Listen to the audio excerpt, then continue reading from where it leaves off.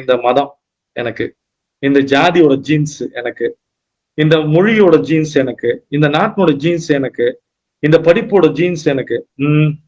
ஞானத்துக்கு இதுக்கும் சம்பந்தமே கிடையாது. என்னோட புனித புத்தகம் ஞானத்தை தருமா? தரும். அதைன்படி வாழ்ந்தால் என்னோட குரு எனக்கு ஞானத்தை தருவாரா? அவர் சரியான குருவாக இருக்கும் பட்சத்தில், உங்களை நோக்கி திருப்பும் ஒரு குருவாக இருக்கும் பட்சத்தில் அவர் உங்களுக்கு ஞானத்தை தருவார்.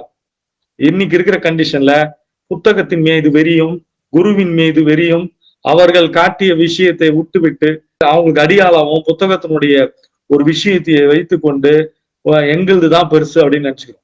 ஒரு புத்தகத்துல இருக்கிற மொழியை தூக்கி விட்டால் அந்த புத்தகம் பயனற்றது. அதனாலதான் ஒரு புக்குக்கு அந்த புக்ல பிரிண்டே இருக்காது, எந்த பிரிண்ட் இருக்காது, பிளாங்கா.